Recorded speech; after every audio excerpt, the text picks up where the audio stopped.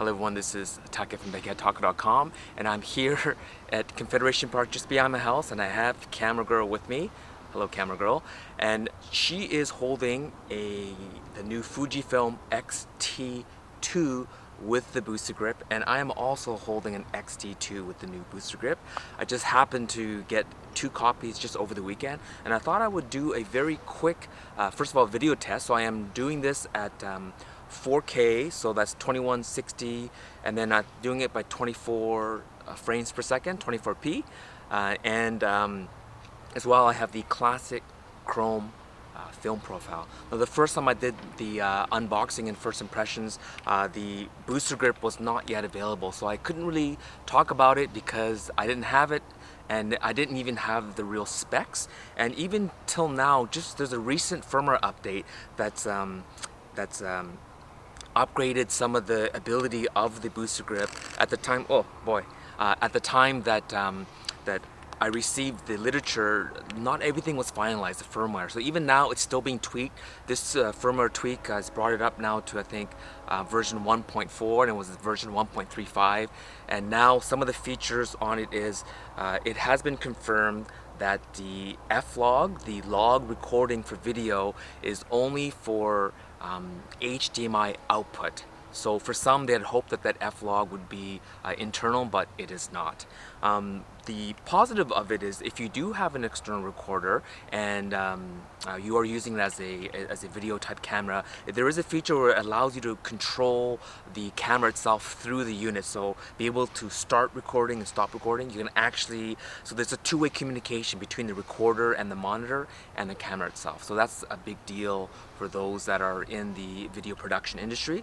And as well, the I played around with the booster grip. So one of the first things I noticed is that, okay, so this is the booster grip, and you can hear it works in vertical, and it has all the controls. It has the joystick, it has the AFL, the AEL, it has the rear and the front dial, and it has an extra FN and a Q button here, and you can actually just lock it, so you can just turn all the controls off so you're not using it accidentally if you're not shooting vertically, if you're just shooting horizontally. But as well, if you unlock it, it doesn't need the battery pack even. So so it's locked, I unlock it, see that? So it still works, but can you tell it sounds a little slower, right? And that's because it's faster there. That's because it does have the boost, normal to boost, and it does increase the voltage to the camera, which increases the processing power, which gives us more performance when you have the booster grip versus when you don't have it. So there are different types of grips out there. Some are just battery pack with the vertical control. Some like go the opposite extreme, like the Panasonic GH4. That camera, its grip, it has a regular grip, battery pack and vertical grip, but it has that special one that actually gives XLR input output. It makes it into a full-fledged video camera unit. Now this doesn't go that far as the GH4, but it does give you extra video features. So with 4K, you can hit over, well, it says 30 minutes, but you know, when I went into the menus, it actually says here, let's go in here, in the menus, in videos, with the booster, it actually says, so it has all the proper 2160. Not only does it have, so in 4K, it has the 29.97, and it has not only 25, 24, and then it has 23.98, but it has all that even down to the standard HD, but it also increases the length. So if I put it into 4K at 29.97 and I'm in video mode, so as mentioned before, it has the dedicated video mode, shutter button to turn on and off. I don't even have a card in this, but I noticed in the X-T2 with the booster that Camera Girl is using, it actually takes like 37 to 38 minutes. So I don't know if that is just because of the firmware issue, or if with the booster, with the new firmware, it actually goes longer. So let's just see. So this is, again, just a very quick first impressions. I'm pretty impressed. The only negative I found is, of course, the extra weight because of the 2 extra batteries. So you have a third one battery and then 2 extra. If you have just one of the batteries or just 2, in the screen it'll tell you which one it has, so you don't need to use the batteries as I showed, or you could just use one of the batteries. But to have all the extra features of the boost as well as the extended video, you do need to have all 3 batteries running in the body. So again, this is just, you know what I'm going to do? Quickly, just stop it. We're going to change to a different video profile. So this is classic Chrome, and let's just try one more and then we'll end this video. ACROS. I'm in ACROS mode, but of course I don't have my hat, I don't have camera girl, and I'm in different clothes because I messed up the ending of that video. So I totally messed it up. Focus is way off. I changed settings. I'm not used to the X-T2, so I actually was going to scrap that video. And then I went to Chinatown the next day and I shot an entirely new sequence, intro, the film simulation modes, which you'll see soon, more than just one film simulation mode, and then I did a closing. But then I messed up the intro of that video. So I had a good intro, you just saw, but then I messed up the outro, the ending, and then the other one, I messed up the intro, but then didn't mess up the outro. And so I was gonna shoot a third video, but then I thought I'm gonna create this bridge video to bridge the two. So now that you saw my intro, you're seeing ACROS, but now let's go to Chinatown and you will see my very short intro. That actually was my test intro. And then you'll see various film simulation modes, and then I'll finish off in Chinatown. So hello everyone, this is Taka from bigheadtaco.com, and I'm here in Chinatown to do a quick video test using the Fujifilm X-T2, the new vertical booster grip, and I have the 10-24 zoom lens because it has optical image stabilization. There's a bit of a crop in when you shoot 4K, and because of that crop in, the wider the better. I'm at 14 mil equivalent and it crops in, so maybe it actually works at about a 16. So let's just see, have it on classic Chrome profile, and I'm gonna go through the different film simulation profiles.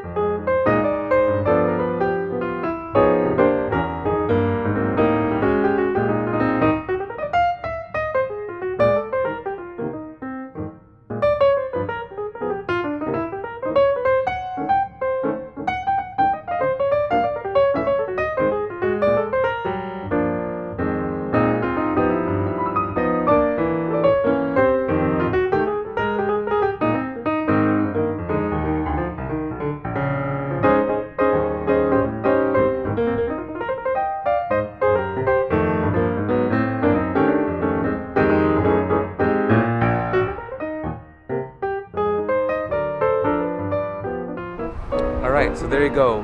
So I went through all the different film profiles. My favorite is still classic Chrome. I just like the look, but ACROS is amazing. And the ability to shoot in ACROS film simulation mode, which is a film look. So the ACROS, it is an actual Fujifilm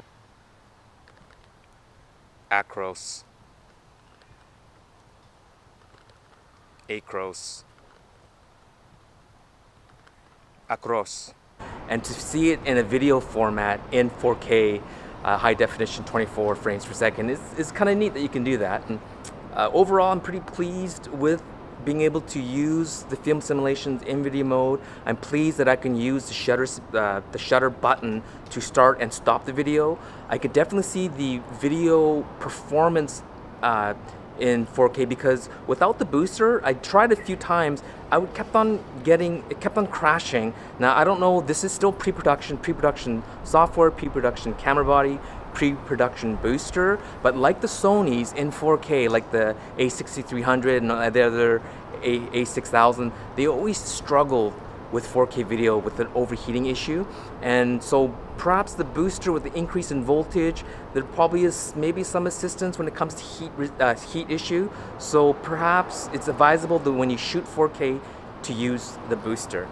Now, if I was gonna use the external 4K output, you cannot apply the film simulation profiles later in post, so it'd be neat to see those that love to color grade in log format if they can mimic the Fujifilm look. And even if they can't, how does the video look? So perhaps in a future video test I'll do that, but for now I can't because they don't have an external recorder, so I'll try to source one out from someone and do extensive video testing that way. But I'm taking this with me to Hong Kong to shoot videos, so we'll see how that goes.